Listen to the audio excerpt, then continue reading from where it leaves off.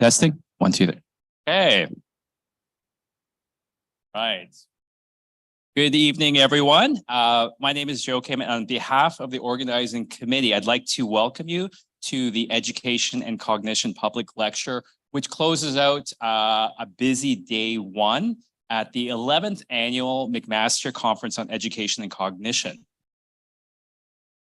And I would like to acknowledge that the land on which we gather is the traditional territory of the Haudenosaunee and Anishinaabe nations. The territory was the subject of the Dish with One Spoon Wampum Belt Covenant, an agreement between the Iroquois Confederacy and the Ojibwe and allied nations to peaceably share and care for the resources around the Great Lakes. I'd also like to thank all of our campus partners, including the McPherson Institute for Innovation and Excellence in Teaching and Learning, the Faculty of Science, the Department of Psychology, Neuroscience, and Behavior, the Alumni Association, and the Office of the President for their ongoing support to make these events possible. We have people participating in tonight's public lecture, both virtually as well as in person here at McMaster University. So for those of you who are joining us online, please post your questions using the Q&A button, and we'll try to get to as many as possible. Our presenter this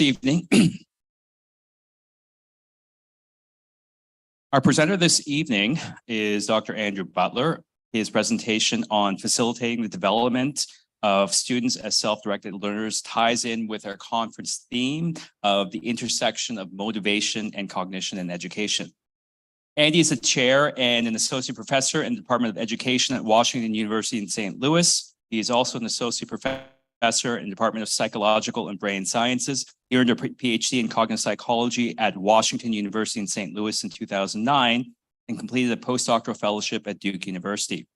Dr. Butler's research focuses on applying the science of learning to enhance educational practice with a particular emphasis on the complexity of implementation within context. He's interested in student-centered interventions that involve implementing simple but powerful principles within educational context to improve long-term retention, promote deeper understanding, and motivate engagement and persistence in the face of challenge. In addition, he's interested in helping teachers to acquire knowledge about how to use principles from the science of learning to improve and expand their pedagogy.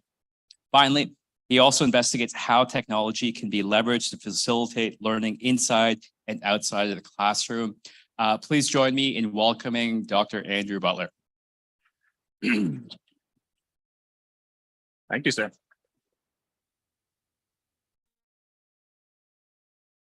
Can people hear me okay?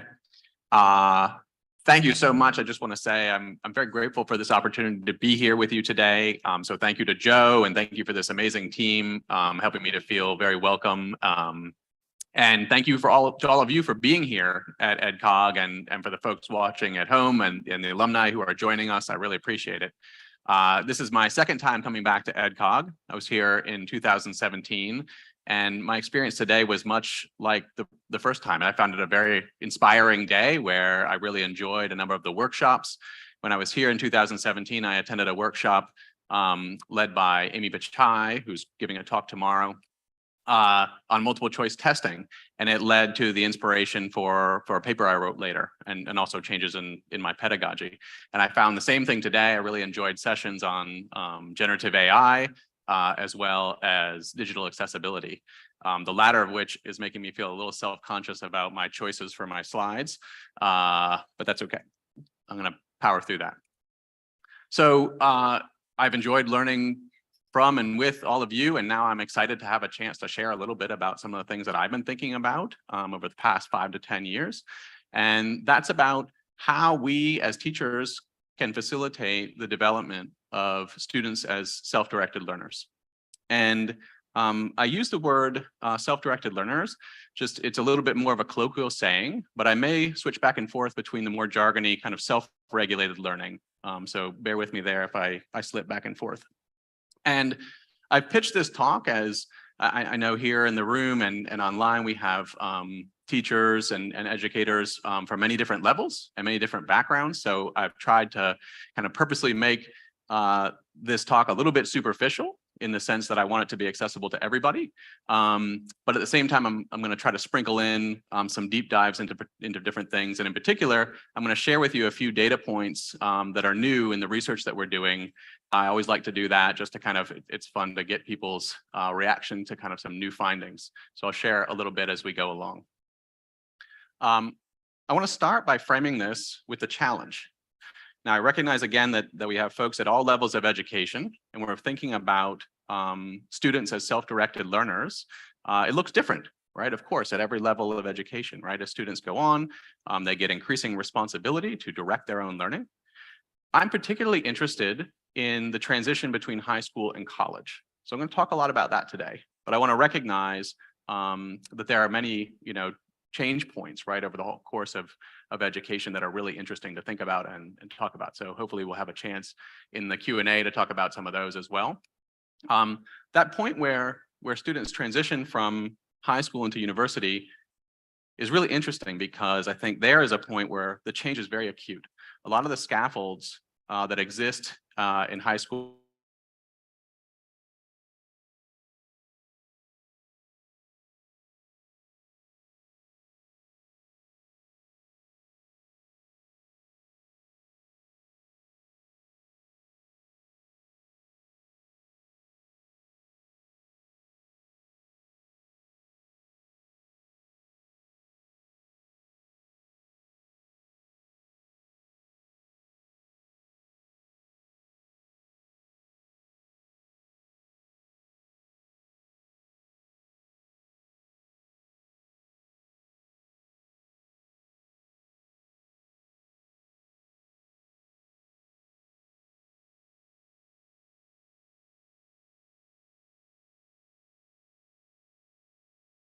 didn't even know what to ask TA about.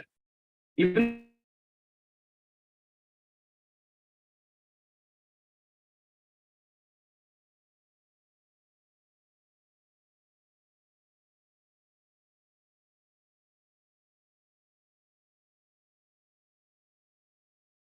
that you might have a student come to your office about. I want you to think about this vignette, and I could have put different details in here. What are Tina's goals in this situation? What types of factors are there that might influence her being able to achieve those goals? And what are some study strategy related suggestions that you might have for her? If you had the student Tina come to your office, what would you tell her? How would you help her to be successful in this situation? Let's start with goals. Audience participation. What kinds of goals do you see going on here? Or maybe you want to answer the other part. All right, let's start with the other part. Okay.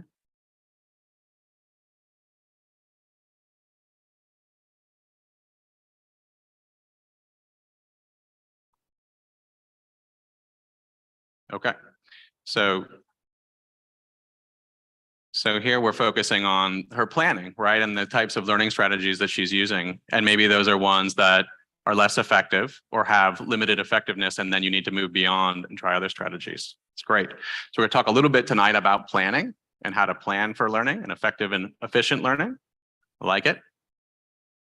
Other kinds of things. What about her goals? Let's talk about her goals a little bit. Yeah.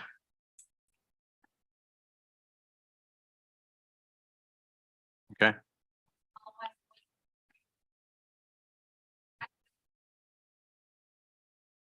So she's balancing a lot of things, right? She's certainly got academic goals, but clearly she's got social goals, right? Personal goals, other kinds of things going on. So we'll talk a little bit about goals tonight and how those goals might affect students' behavior.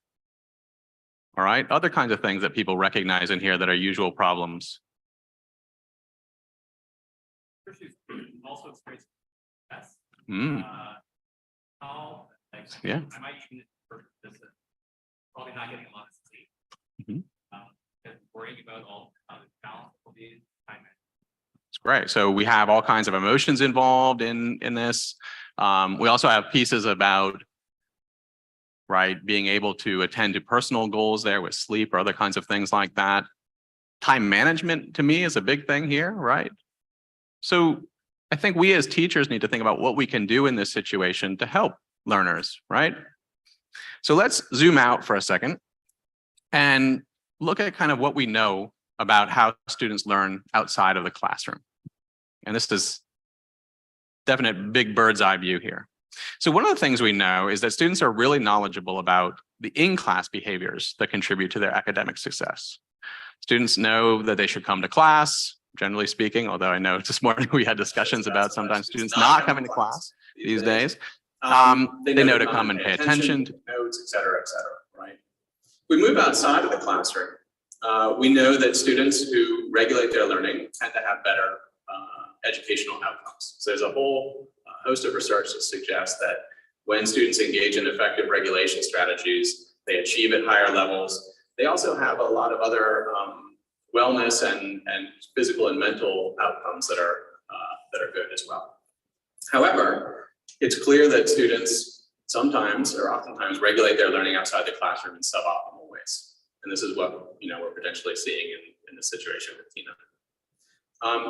But we shouldn't blame students here, right? Because we also know that students seldom receive any formal instruction about how to learn effectively. And that goes right across the spectrum in education at every level. Now, we do have some things that we stand up, like learning to learn classes and other kinds of things like that, but those are oftentimes remedial classes, right? And positioned as such rather than something that everybody can learn and everybody can get better at. So what I want to do today is talk about improving self-directed learning.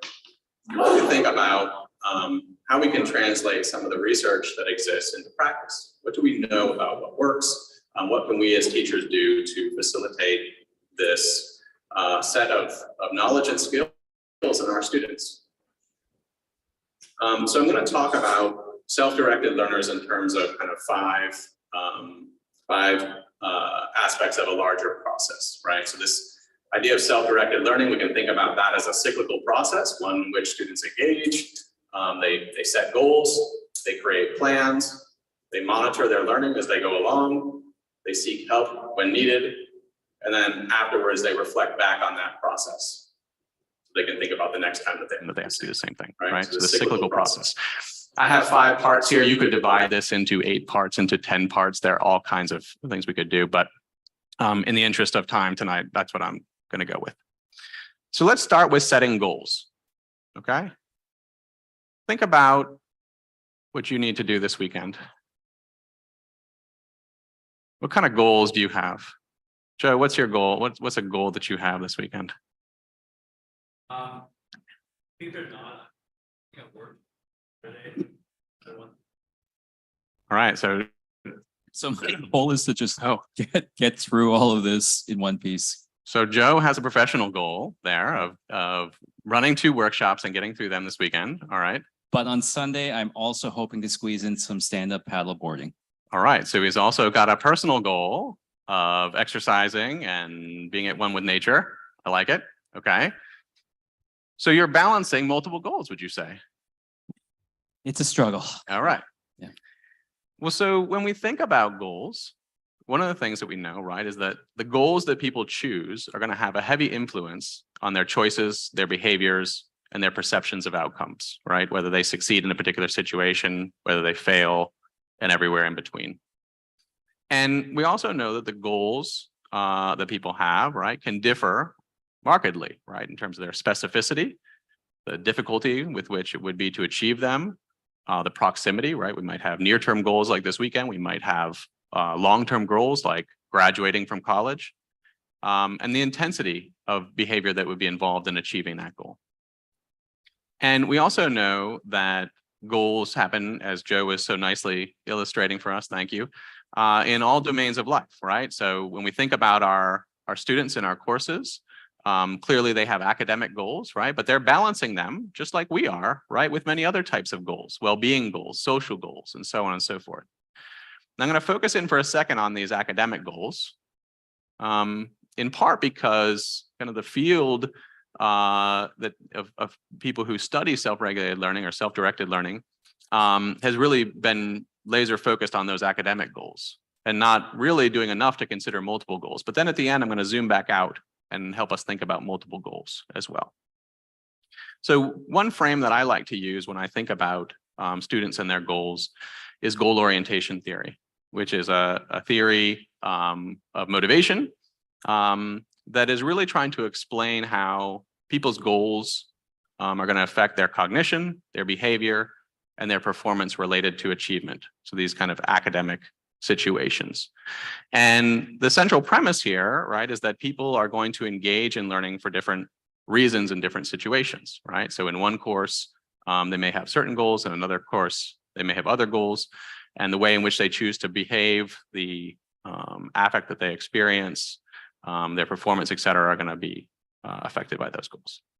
So at its simplest, right, goal orientation theory separates sets of goals between mastery goals and performance goals. Okay, mastery goals are when students are wanting to learn for learning's sake. They're wanting to grow their competence, to develop competence, and to achieve mastery of a particular domain.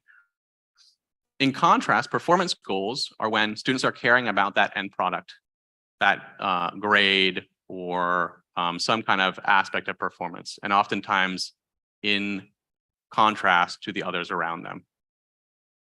So within goal orientation theory, people distinguish between approach and avoidance within both of these larger goal orientations.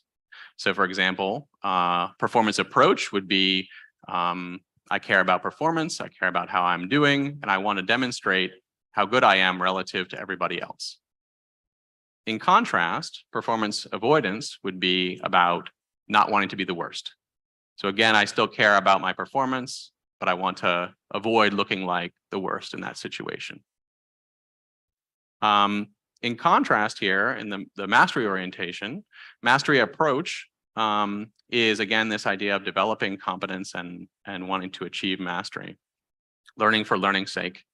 Mastery avoidance, and I have it in kind of a different font here and underlined, is because this is not always included in models within this kind of theoretical framework. But this is, and it's a little bit odd to think about because this is in situations where people want to kind of avoid losing mastery or avoid failing to achieve their potential. And this is one that has been studied probably the least of any of these orientations and is oftentimes kind of left to the side, but I wanted to include it for inclusion's sake. Now, when we're thinking about these different goal orientations, right, they align with the kinds of motivations that students might have in particular courses. And what you can imagine here is that people, when they have a mastery goal orientation, oftentimes have a host of better outcomes. They achieve at higher levels. There are also mental and physical benefits, a host of other kinds of good outcomes that go along with that type of goal orientation. Performance orientations can be a little bit different. So the performance approach one is kind of a mixed bag.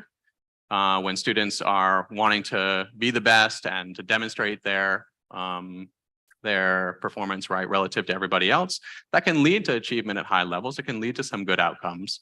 But as anybody who's been in a situation in which there's competition and winners and losers, it can also lead to some negative outcomes as well. The one we really want to avoid here is the performance avoidance, right? Where students are really trying to avoid being the worst. So I like to think about these goal orientations in the sense of thinking about my students and their goals, right? And helping them think about the goals that potentially unconsciously they have in that situation and the way in which they're motivated. Now, we as teachers, I don't have time to go into this, can do a lot about how we construct learning environments to move people towards kind of a goal, mastery goal orientation, or to at least to create an environment in which such an orientation would emerge. And I'm happy to talk a little bit about that in the Q&A if that would help. Now, when we zoom back out and talk about goals and the different kinds of goals, even if we're talking about just 2 academic goals, one of the things to remember is that students are trying to achieve all these goals at the same time. So when we can create situations or help students create situations for themselves where you have goal facilitation, where achieving one goal, right, or working towards one goal helps with working towards another goal. So a great example would be, right, if people have social goals and academic goals, have an aspect of group learning in your course or suggest that to them as they study outside of the classroom. Achieving two goals with one, right? The issue comes up, right, is when you have goal conflict.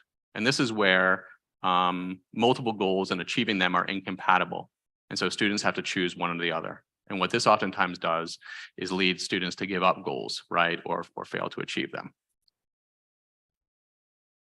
I want to show you a nice data point, because when I think about this, I think about the situations that we all go through in terms of this goal conflict. So we conducted this study just recently that's an experience sampling study. So we have college undergraduates and they agree to be in the study, and then we ping them on their phones from time to time just to see what they're up to and ask them some questions. And we asked them a lot of different questions. I'm not going to tell you about everything today, but one of the things we're interested in this study is about these goal conflicts and when they're experiencing them. So here's some data here. Let me walk you through this because it's a little bit complicated. On the left-hand side, we have situations in which we are talking about them as a want conflict. On the other side are should conflicts, right? So we might be in situations in which we're doing something, but we want to do something else, okay? And we can differentiate. There's research to suggest, right, that this is a place to differentiate, right? Where we feel like we should be doing something else. We may not want to do it, but we feel like we should do it, right? Or vice versa.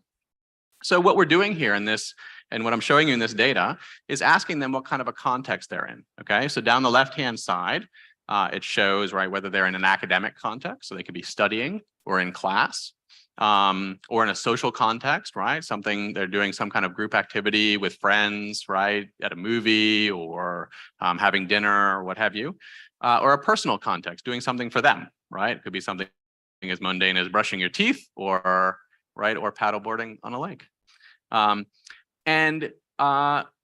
What you can see here in the green is when they answered no to that question. So what I want to highlight from this first set of graphs on the left is that what you see people being in want conflicts in is when they're in an academic context, right? Oftentimes they're doing something academic, but they really want to be doing something else. Some of the time that's something else academic, okay, but it's also personal or social kinds of things. Whereas if they're in a social context, personal context, they very rarely are exhibiting those kinds of want conflicts. In contrast, you look at the should conflicts, right? And there, when they're in the academic context, they don't oftentimes feel like they should be doing something else. They feel like they should be doing what they're doing. But oh, they would like to do other things, right? They feel like they should be doing other things when they're in the social context or the personal context. And we can resonate with this, right? This is this feeling of being out to dinner, but there's that email you need to answer, right? Or, right, I mean, I can give a lot of examples here, but these are the kinds of experiences that the students are having. And these conflicts come with a lot of emotion, right? And really do contribute, I think, to stress and other kinds of things. And so helping students recognize and reflect upon the places in which they're having conflicts and using that potentially as a source of motivation for thinking about changes in time management or revising goals as appropriate, right? I think is a nice leverage point there.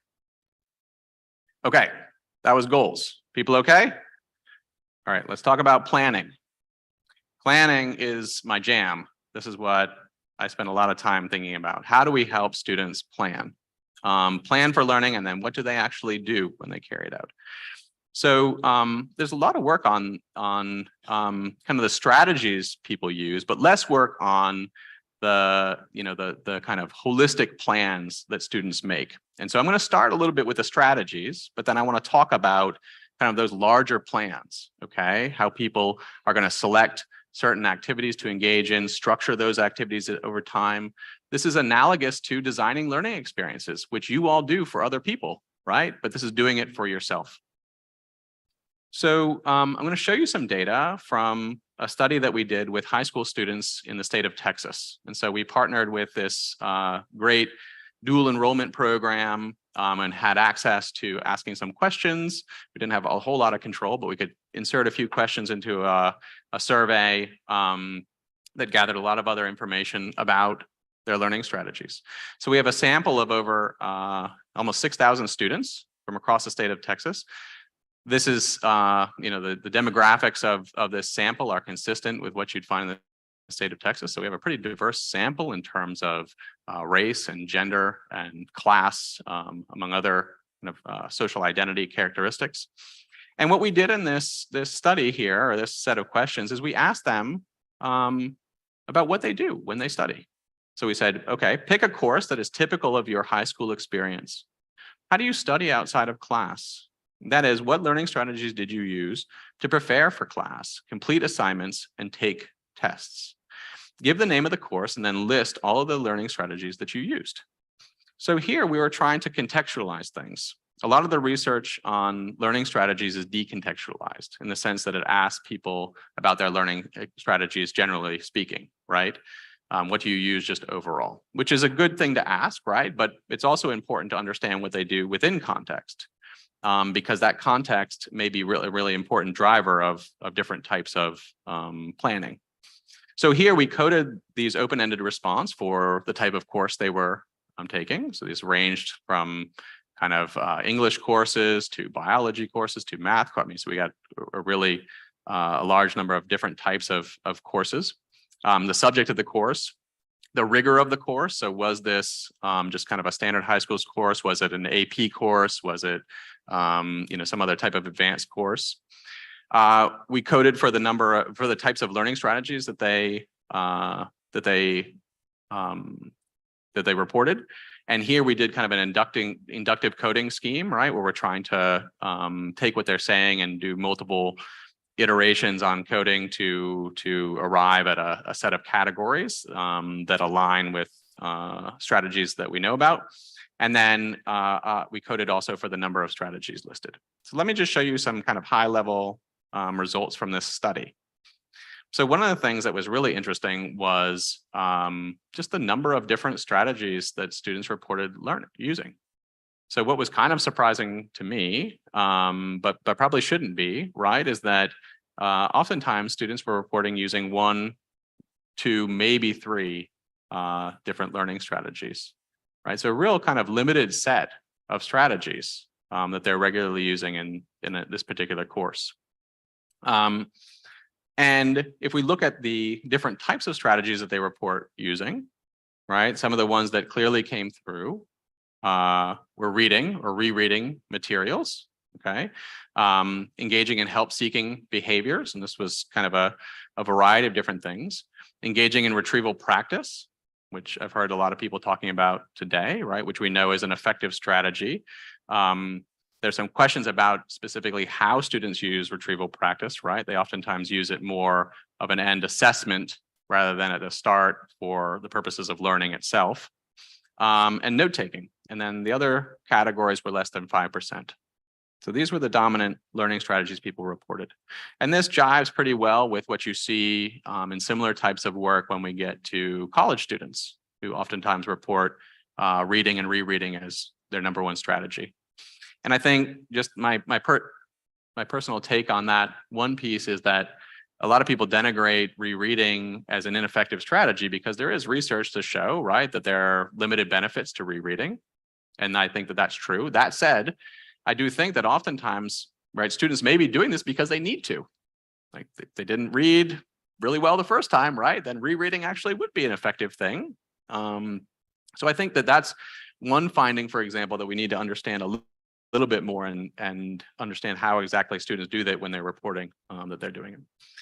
We looked at different student characteristics to see whether that changed the pattern of strategy use. So we looked at things as a function of gender, race, parental education, which is kind of a proxy for socioeconomic status, the subject of the course, the class rigor, the reason that they reported for using a particular strategy. And what was interesting is that the pattern of usage didn't differ as a function of any of these variables.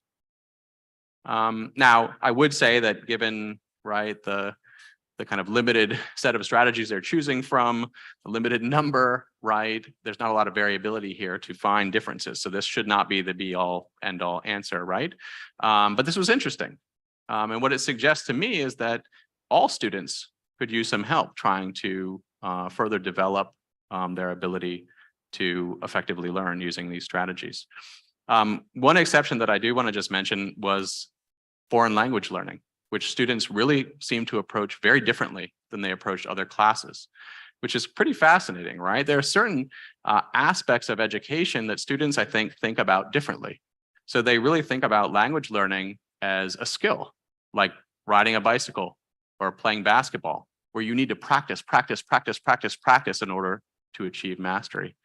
And it's interesting that they don't take that same approach in other subjects, right? In other disciplines, when in fact, what the science of learning would suggest is that, the same things that are good, in this context are also good potentially in other contexts, of course, adapted to that context.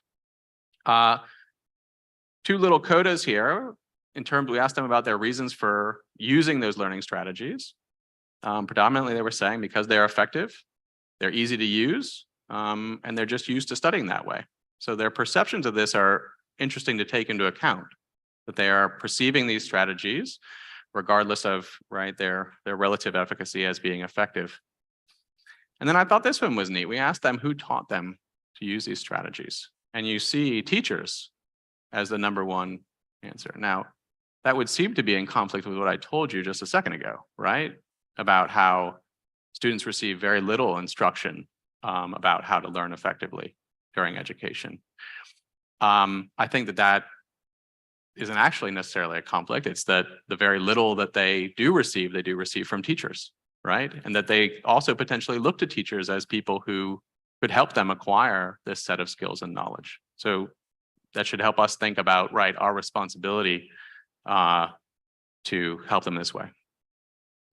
Okay, let's zoom out and talk about kind of what would be great if we could achieve with respect to planning. So one of the things that we know is that learning is complex and contextual, right? I would love, as somebody who studies learning, to be able to come up here and say, if you just do this, it'll work. But I can't, right? Because it depends. And that's the answer to everything. And what I'm trying to show here is that there's a set of factors, right? A number of sets of factors that kind of determine learning in any given situation, right? We can think about the characteristics of the learner, the knowledge that they enter into that situation with, their backgrounds, their experiences, their preferences, right? All these things matter. We can think about the types of materials, the content, the skills, et cetera, that they are needing to learn in that situation. That's going to impact how learning is achieved. The learning tasks that we design for students or that they design for themselves, what types of activities are they engaging in, and more importantly, how are they thinking during those activities? And then finally, how they're going to need to use them in the future. These criteria tasks, it might be an assessment, but hopefully we're also thinking about what they need to do after that. And as people who design learning experiences for other people, as teachers, we are fairly comfortable navigating that complexity. But one of the things we need to help students do is be able to do that themselves as well. And so when we think about navigating that complexity, we know that our goals, are to align the learning experiences that we create with the assessment, but also hopefully, more importantly, with their future needs, how people are going to need to use that information once they leave the classroom or leave this learning experience. And I like to think about at least two important parts of that alignment, One is about content, and that's about what knowledge and skills must be acquired. I think we're pretty good about that. We oftentimes are, and I think students are as well. I need a chapter, I need chapter 3, I need to study this particular concept. The process piece is a little bit different. And this is really about how people are thinking. And I'm talking about cognitive processes here.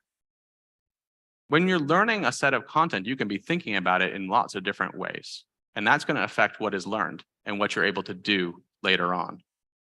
So we need to do this process of backwards design for both the content and the process and help students be able to do that too. Now, I want you to be able to feel this process part, So let's do a little exercise. What I want us to do is say the months of the year together. Are you ready? Okay, January, February, March, April, May, June, July, August, September. All right, everybody's awake. That was really good. Okay, let's do it again, but we're going to do it alphabetically.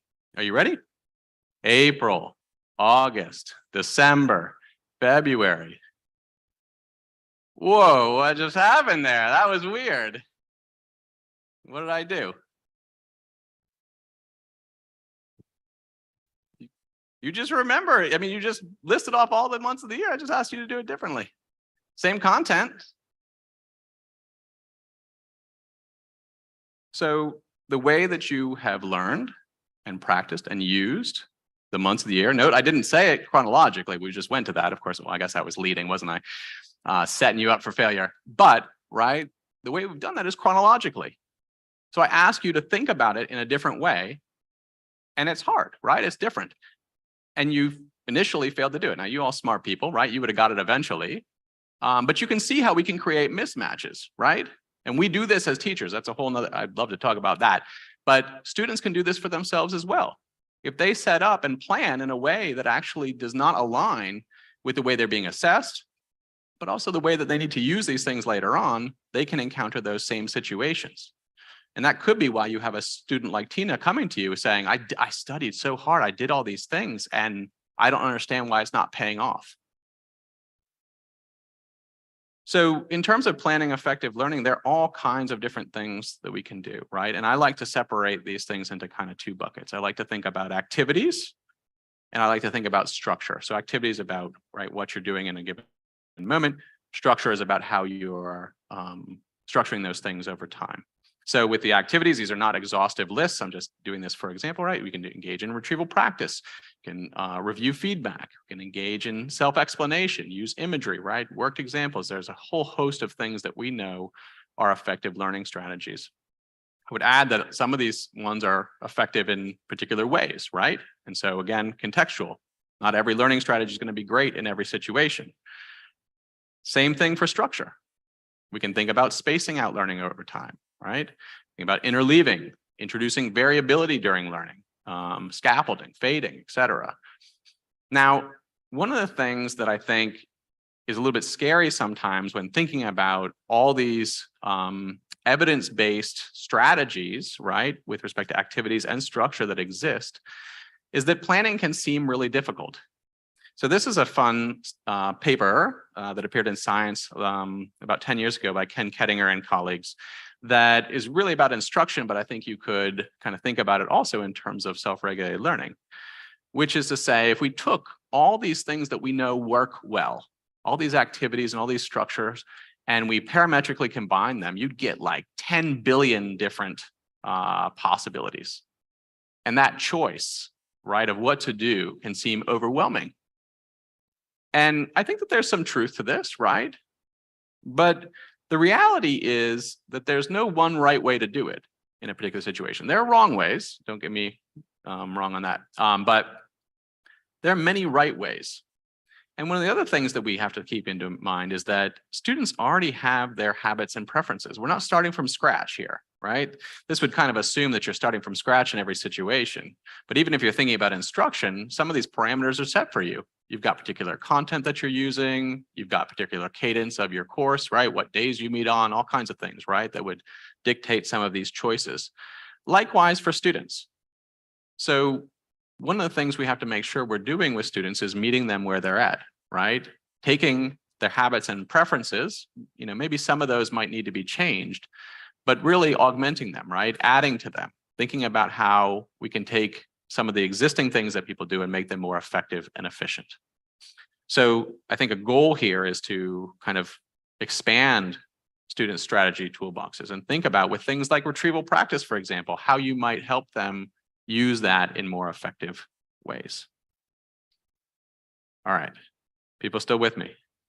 We're getting through this. Let's talk about monitoring and help seeking. I want to combine these two. So now students have made a plan and they're engaging in it, right?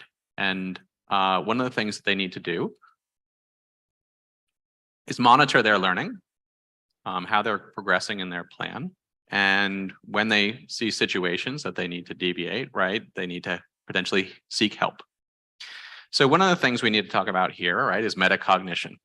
And I've heard metacognition talked a lot about today, so I'm sure this is something that's familiar to many people here, but let me just make sure we're all on the same page, right? Metacognition is thinking about thinking, right? It's our ability to kind of introspect on our own cognitive processes. And people who study metacognition kind of distinguish between two aspects here: monitoring and control, two different sets of processes. Monitoring processes are about people's subjective awareness and understanding of their own cognitive processes, right? And control processes are people's actions and decisions that they make in response to that monitoring to engage in different behaviors or cognitive processes. So I can give you some examples here, right? Some examples of different types of monitoring judgments, right? You might judge how easy it is to learn a particular set of material. You might judge how well you feel you know something. You might judge the completeness of your learning, right? You've read your textbook, you've done some activities, and then you might make a judgment about how well you've learned those things. You might make retrospective judgments as well about, I've offered a response and now I'm going to rate my confidence in this. As an aside, with monitoring, people are quite good at doing the retrospective judgments, right? Looking backwards after they've already performed. It's not perfect, but if we're going to choose between the two, that's the one that people are more consistently good at. When people are trying to make prospective judgments, how well I'll remember this later, how well I've learned something, oftentimes they're not as good. There are a host of different kind of control processes that we could think about, right? So in response to your monitoring,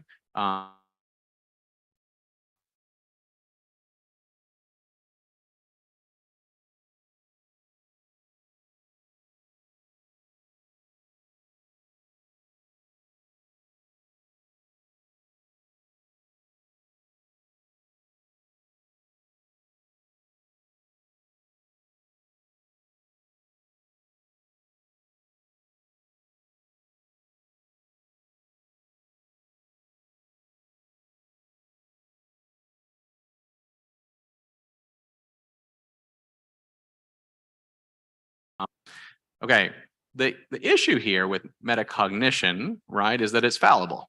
There are many times where metacognition works really well, right, and is very accurate and helpful to us. But there are other times where these metacognitive illusions are created. And the issue here, right, is that we oftentimes use certain cues to make these judgments, right, in our monitoring. And some of those cues are actually really poor indicators of what we're trying to judge. So what these metacognitive illusions can do is give rise to poor decisions about how to direct learning. It can lead students to think that ineffective strategies are effective. So an example of this would be when, and we've talked about this idea of rereading, right? When you repeatedly read a text, it makes you feel like you know it better. And that's because the fluency of reading is increased, and you interpret that fluency or ease of reading as like you know it. When in fact, if you took the book away, right, you'd be at a loss to figure out what was in it. And this is one of the things that happens to students, right? When they read and they highlight and they underline, and then they reread their highlighting and underlining, and they feel like they're good, and they come to the test, and then they don't end up having it. So I think one of the things we need to do is educate students about these metacognitive illusions, right? And the fact that they exist, and the fact that, you know, you should trust your metacognition to some extent, but you should always check it, right? And practicing retrieval, as just one example, is a great way to check your understanding, right? I think we also, though, need to help students understand that learning is hard work. And this too here, right, goes with this idea that students interpret ease in very interesting ways, right? That this is a signal that I can do it. This is a signal that I'm succeeding. And in some cases, that's true, right? But really, when you are learning and learning deeply and really stretching cognitively, right, it's challenging, it hurts. And we need to continue messaging to students about that, right? I have a 4-year-old who's learning about shoe tying, and it is really hard for him, right, to get in there and do that stuff. And that's a place where my older children who have gone through that, they're real quick, right? We're all, hopefully, those of us who wear tie with laces are pretty quick at this point, right? You may be getting a little bit better, a little bit faster at tying your laces, but that period of learning where you're really deeply learning to do it right is difficult and time intensive. So we need to use analogies like that to help students understand, what effort should feel like. We also need to help them combat it. So let me talk for a second about motivational strategies, because I think this is a really important piece. I could have put this in the planning part, but I'm going to put it here. This is another type of strategy that students need to learn in directing their learning, to deal with the challenge that either we create for them or that they create for themselves, so that they will engage and so that they will persist. And this is a kind of an emerging area within motivation research on student use of motivational strategies within the direction of their own learning. I put up here 6 examples of different motivational strategies that come from a scale that we've used in our research. I'll tell you about a data point in a second here, or a couple data points. But these strategies come from situations where they've gotten a host of students to talk about the motivational strategies they've used and kind of surfaced what those strategies would be through kind of an inductive coding process, but then also done a top-down piece where they've gone from theories of motivation, right? So you can see some of these align with different theories of motivation, like goal orientation theory, expectancy value theory for the utility value self-talk, and other ones. So it's kind of a really nice approach. And it seems like there are a lot of good validity, right, to these strategies. So let me just walk you through some of these, right? We have things like mastery approach self-talk, and I have example items. I challenge myself to complete the work and learn as much as possible, right? This is, again, aligned with this idea of learning for learning's sake.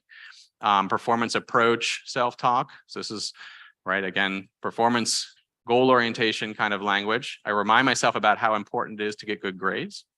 Utility value self-talk. I remind myself that I need to do well so I can go to college. So the utility value can be about kind of a means to an end, or something that is important to one, et cetera.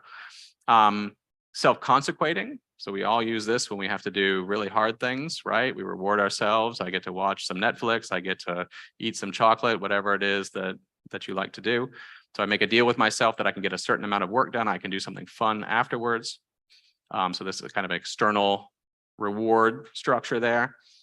Proximal goals, I break down the workload into small segments so I can get the feeling that I can handle it more easily. This is one that aligns with kind of this idea of building self-efficacy, or the expectancy of success.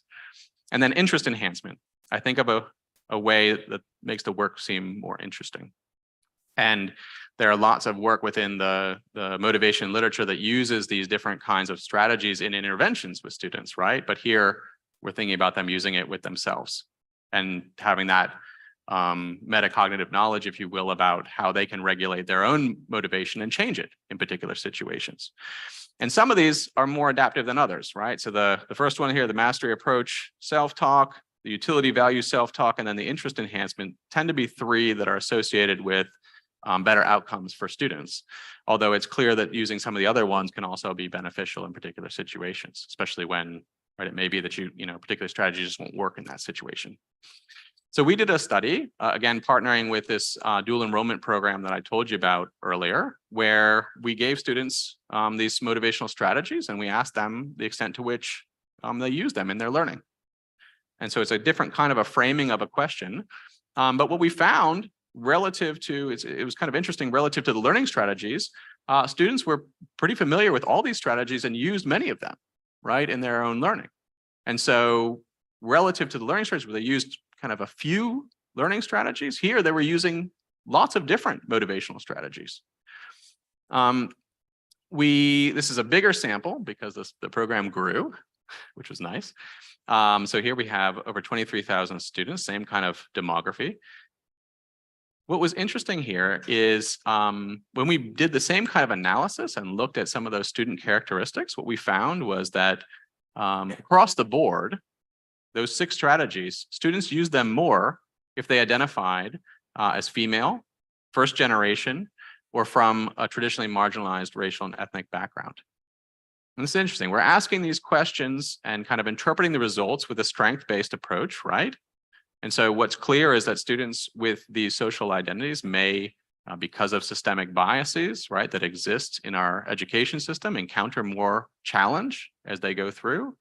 I think that these results speak to the resiliency of these students, right? And the fact that they have this knowledge about these strategies and can use them to overcome those challenges. What was interesting, I don't have time to get into, was that the specific pattern of strategy usage differed a little bit in terms of by social identity group. But again, I want to emphasize, right, that student resiliency piece and kind of how this highlights the contextuality of motivation regulation. So we need to do a lot more in this space to kind of understand. We were kind of limited in terms of even how we asked the demographic questions because of that was under the control of this program. And so I think that there's work to be done in this space to really understand these results in more depth. One final thing to mention is that the students increased their use of these motivational strategies over time. So we had a longitudinal piece to this as well. And this was, they were engaging in a really challenging educational program in terms of taking these dual enrollment program courses. And so what to suggest is that students are using these strategies more as they encounter greater challenge as they progress through education. One coda before I go on to talking about the last piece, which is self-reflection, is this help-seeking part, right? And I think this is a place where we really need to help students as well and potentially help them in a different way, right? There are lots of different ways to seek help. Teachers, friends and classmates, using textbooks, the Learning Center at your university, right? Google, other things. And this is not an exhaustive list, obviously. The teacher is one of the big ones, right? And one of the interesting things that's different about help-seeking strategies and help-seeking behaviors, right, relative to other aspects of self-directed learning, is that there is inherently a social component in this. And so as we think about teachers being people who are going to facilitate help-seeking, it's really important to think about our role in creating an environment in which students will seek help. And so one of the things we've been interested in my research group is how teachers can influence help seeking. And so we did a qualitative study that did interviews and focus groups with students to kind of ask them about the qualities of teachers that help them feel comfortable approaching them and seeking help. And a couple of themes came out loud and clear here. And really, I mean, I think the overarching theme here is a student-centered approach to teaching, but things like getting to know the students personally, being willing and available to help and signaling that in everything that you do, exhibiting positive affect, being concerned about student well-being, and being somewhat flexible with policies and procedures. So this help-seeking piece is an interesting piece and one that I think is in need of further study as well. Let me just touch on reflection. And I think there, right, this is the piece that we don't do enough of. Any of us in our lives, right, is when we're done with something, thinking back to how it went, right, and what we would do differently the next time. And, you know, students, I think, don't do this enough either, right? So do they periodically take time to evaluate and reflect? Did I achieve the goal I set for myself? Was the plan that I created a good one? What could I change to make the process easier or better next time?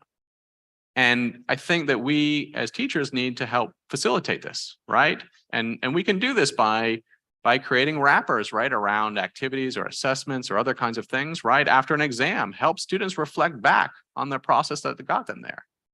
Give them practice doing this, right, with the goal of helping them take that and expand that as something that they do regularly in all their courses, in all the things that they do. All right, let me finish up by saying, right, we've got a lot of things that we could potentially change here, students, right, and things that we can think about. Change is really difficult. As Joe highlighted earlier today, right, when people are presented with situations in which they have to engage in behavioral change, and there's a path towards more difficult, a path towards less difficult, people oftentimes choose the less difficult route, right?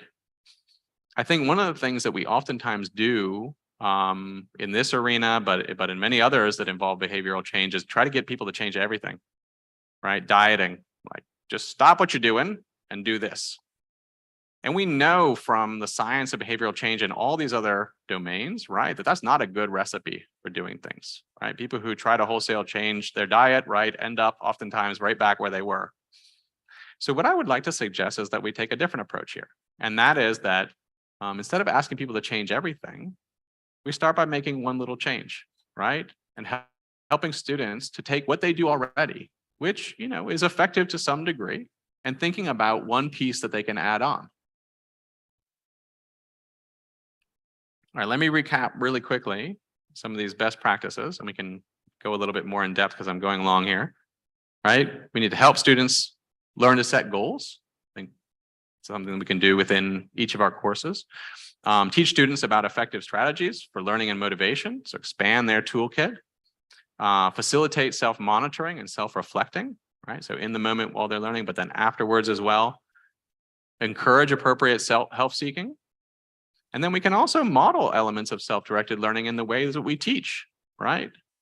We can talk to students about ways we approach things and our reflections on those and the things we're going to change, right? And make sure that they're seeing us do those same very things that we're asking them to do. I would couch this in, in talking about what individual teachers should do in thinking about there are larger systemic things we need to do. I mean, really, this is a set of skills and knowledge that should be developed all across, right? As students go through their process of education from very young, right, until whenever they stop. Well, they never stop learning, right? This is lifelong learning skills. All right, I will end there. I want to thank a few people, some doctoral students, current and former, who helped carry out this research: Cynthia Alarcone, Emily Ean, and Rachel Martin, and then 2 postdocs, current and former, Yeon Kim and Christina Zepeda. And then a couple of colleagues and collaborators, Rohea Ameski, Julie Schell, and Matt Gianni. Let me thank my funding sources, especially the James S. McDonald Foundation, which bankrolled a lot of this research. Thank you, JSMF. And I want to thank all of you for listening and being here. Thanks so much.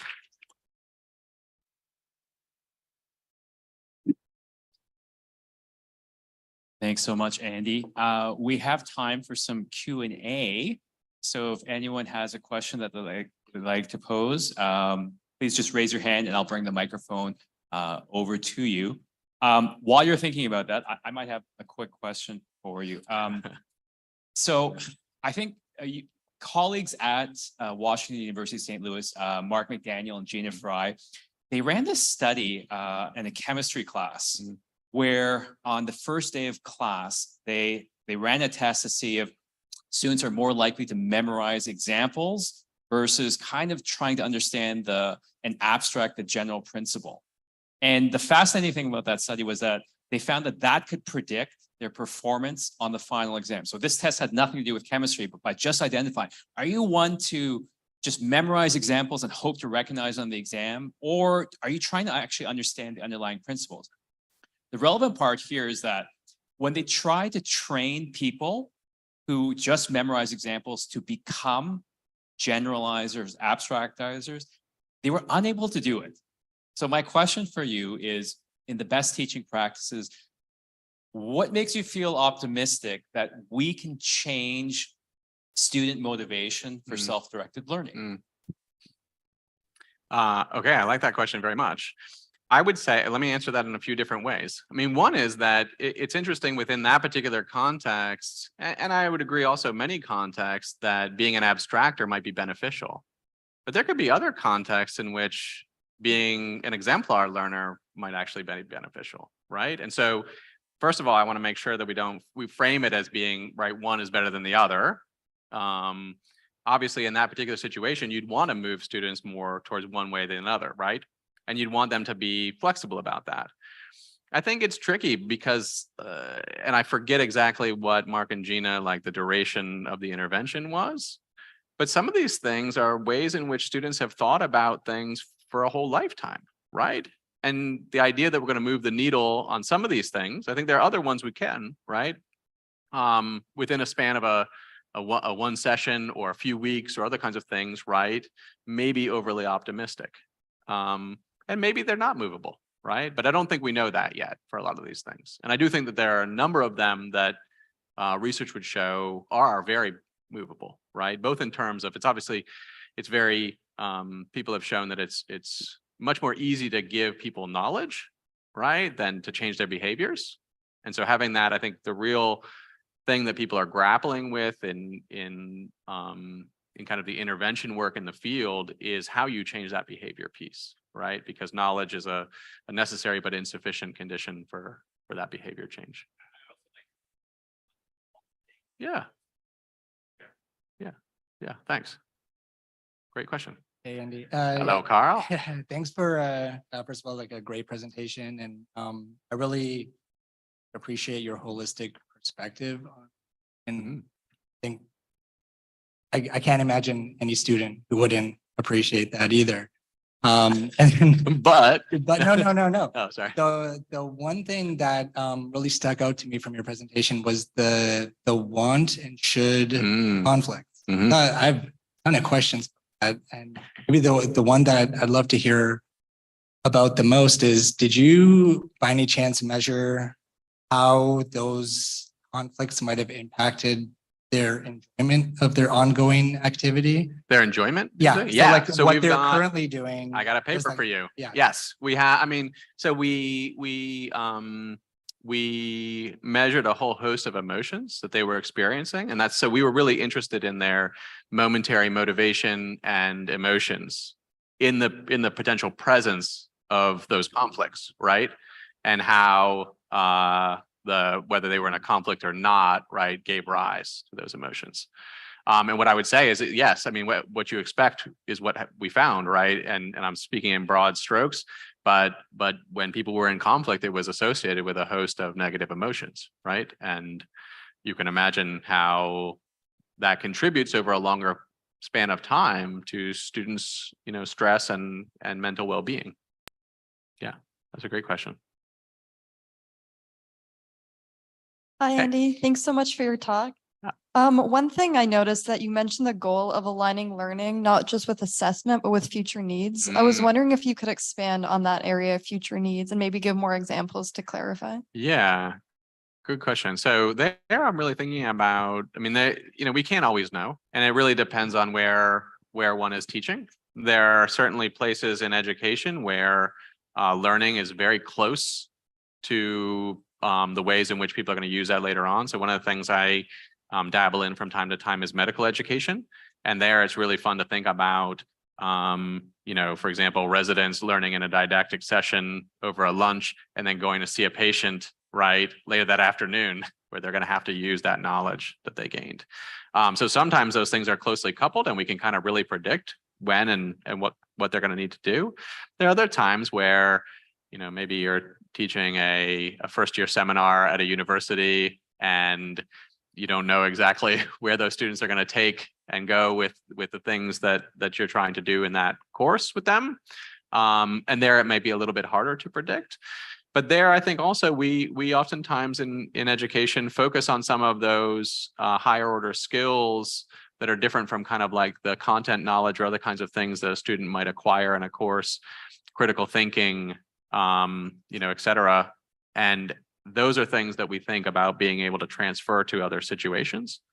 So as we teach, I think we need to think about that, right? And there's some research that would suggest that the ways that you frame what you're trying to do in terms of those learning objectives in your course and helping students think about the fact that they're going to be able to use those in other situations really changes the ways that students engage and are able to use it later on. Yeah, great question. Thanks. Hi. Hey. Thank you for your talk. It was very interesting. I just had a small question about the two studies that you discussed with the 6,000 and 23,000 students. Yeah. So these were, if I noted correctly, these were students from high school and university level. Is that right? Just high school, yeah.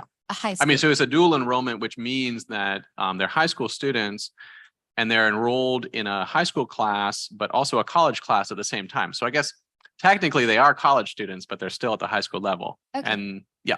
So I think my question was around, by that age, as a high schooler, there are already set ways in which students are doing things. And are learning. So if we talk about encouraging better ways of learning in motivational strategies, when does it start? Like at what age should we start?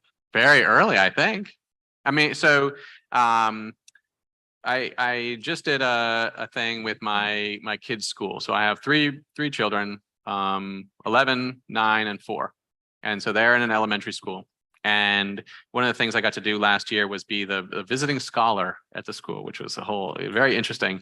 And I got to interact with the teachers and really learn about what their practices and the way they approach things and share some of what I know. And one of the things that I saw in abundance in what they did was the very things that I'm talking about, right? So for example, one of the activities that they do starting, I think, in kindergarten is have students do some sort of a share where they study something, they give a talk then eventually, right? And it's video recorded. And then afterwards, they have them reflect on that experience. So there's an actual like in-class assignment where they think back, well, how did you devote enough time to this? Did you present in the way that you were, intending to, et cetera, et cetera? That reflection piece is right there. Now, I think the key thing is, because I'm sure that all of us do these same kind of things in what we do is labeling them for students. This is why I'm doing this. And I do think that we as teachers oftentimes don't do a good enough job explaining to students why we're doing what we're doing, right? And helping them understand how that's going to help their learning. So doing some of that labeling and doing it from a very young age, right? So that students are starting to see these skills show up in what they're doing. And I think would be really important. Yeah. Yeah. All right, thank you, Andrew. Oh, sorry. Hey, yeah. Looking at the challenges that a young undergraduate may be facing in his or her transition from college, secondary school or high school to the university in making choices. So how do you help such a student in understanding the difference between the urgency and important? So I want to know also, because what you presented about Tina is all about choices, and some may be very important and are not urgent. Some may be urgent and not important. So how do we help such a young student? And students are going to interpret some of those things that are maybe not so important as being really important, right? Or vice versa.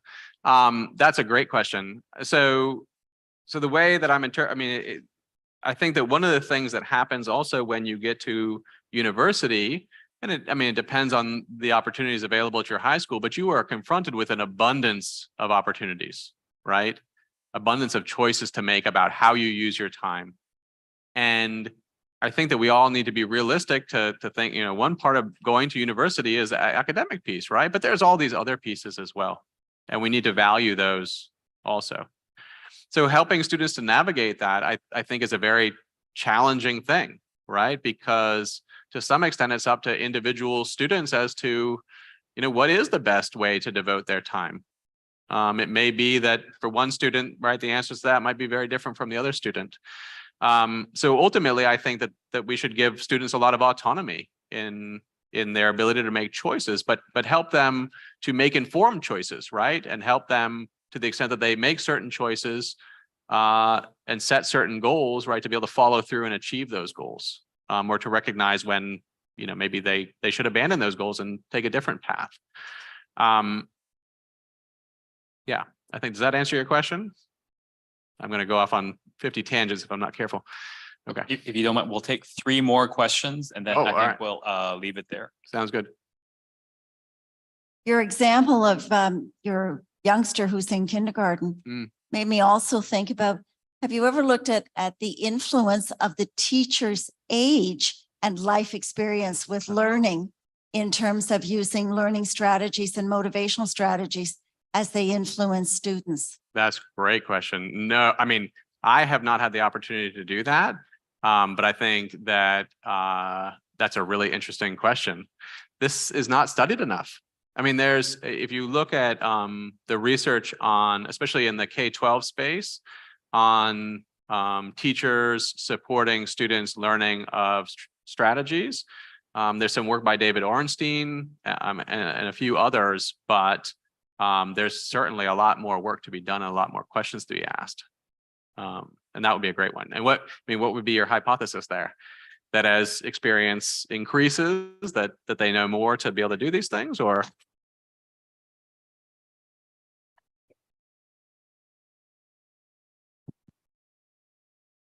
No, sorry.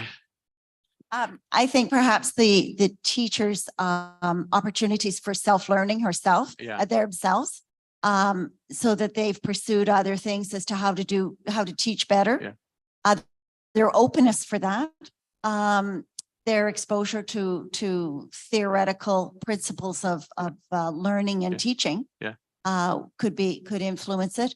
I'm wondering about age. I'm wondering about this system of schooling, because we see this in even some of the cognitive testing that we do, even with older patients, because I work clinically with older patients, and you can see a difference in their ability to do abstract thinking and reasoning, irrespective of illness or cognitive disorder. Oh, interesting. And so you wonder about the same thing. And as an old teacher, I say, oh my goodness, we have to look at new styles. So then I think of andragogy and adults learning and their motivation for learning. Therefore, I'm not teaching a grade school child to just learn arithmetic or something, or times tables. That's more rote. I'm trying to teach to think and reason and the lifelong learning. And my students say to me, oh, another assignment or another reflection. But I'm telling them that this is going to be for the rest of their life, because they're going to go home after work and reflect on what they did, so that it's then applicable. And it's exactly what you said. It's going to apply down the road. It's not just for the course. Well, I think that, the professional development piece is a very complex piece, right? That we know is oftentimes the uptake and the ability to even just cover some stuff is minimal, right? And when that's in the K-12 space, but also in higher ed space, you all are the minority who are here learning about all these things, right? There are plenty of other people who, are not here, or not in similar kinds of learning situations, Your right? friends should watch this talk, and you can say, see, it's not just me. Yeah. Other people think this too. Andy, we have a question from our online audience. Oh, yay. I'd love to briefly hear your thoughts on how neglect of self-care, such as sleep deprivation or an increase in unproductive screen time, might also impact student learning. Oh, very much so. I love, so in the courses that I teach where I try to do some of this stuff, I show students a lot of the research that is very well documented how screen time, but especially sleep, has negative effects on just about everything. I have a friend, Mike Scullin, who's at Baylor University, who does a lot of work on sleep and education, and he's got a great study that I think is perfect for this kind of thing, that if anyone wants to email me, I'd be happy to send it to you, where he does this intervention with students and he pays students to get 8 hours of sleep during exam period, right? And he pays students, one group of students, and he gives the other group of students, right? They can regulate their sleep however they want. And he shows that their grade goes up by the group that slept 8 hours goes up by about a letter grade. And and yet, right, I think that, again, the knowledge is an insufficient but necessary condition, right? And so getting students to not go to bed at 4 a.m, and you see the timestamps, right, on when people are turning in assignments, their circadian rhythms are different than ours, so we should be not too judgmental, right? But getting enough sleep, regardless of when you're getting it, and minimizing screen time so that you have time to do other things are important. Yeah. Hi, Andy. I just had a question. You mentioned that study strategies didn't differ by demographic. Yeah. So that made me think that there would be no difference in performance. And then you mentioned that first generation females from marginalized communities were more motivated, and that made me think that they would perform better. So I feel like there's a conflict there, and I was wondering if you could clarify a little bit. Yeah, that's a great question. I think that we have to remember and frame all of this as understanding that we work within a system, right, which has systemic biases and leads to hindering individuals with certain social identities, right, from having success. I can see how you would think that there's a conflict there. These are kind of initial data points, so I would not read into them too. We need to know a lot more, right? I do think that the learning strategy piece tells only part of the story, in the sense that, maybe, there are just a few things that the average student does to learn, right? But that study was not able to really capture the full scope of the planning, right? How much did you do, like dosage, the specific ways in which they use them, et cetera. So there's a lot more to understand there. But at the gross level, it was interesting that there doesn't seem to be any differences in the patterns, right? And not that you would necessarily predict that there would be a priori, right? I think this is a place where you could make certain predictions, but I don't think you would necessarily have that hypothesis. The motivation piece may be a little different, right? In the sense that I do think you could come up with some a priori predictions about why students with certain social identities might need to use a greater number and or amount of motivational strategies. There's some other interesting areas of research that we've kind of connected. I can give you a paper for it if you'd like, because we've submitted it if you don't share it. And there's another literature which I did not know about until recently that's called the it's about how people's effort doesn't pay off. They've got a catchy little sorry, I'm not gonna be able to pull it out of my brain at the moment, but I'll remember it in about 15 minutes. It's the same kind of idea, right? Is like you would make the prediction that if people are putting in more effort that they should be succeeding, and yet they don't, right? And I really think that the way to interpret a lot of that is not about the failures of the individual, but is about, right, the systems that surround them. And that we have created situations in which people can produce more effort, use more effective learning strategy. It doesn't pay off, right? So that's something we need to really think about. Thank you, Andy, for such a thought-provoking conclusion to our first day. And thank you for joining us. I know it's a very long day, been amazing conversations, and we look forward to seeing you tomorrow. We couldn't get to all questions that people had, but if you have questions for Andy, he'll be around tomorrow. Please feel free to strike up a conversation during the breaks, in between sessions. And thank you so much, and we'll see you tomorrow. Oh, wait, and tomorrow, look. Exactly. Yes. Yeah. All right. Thank you.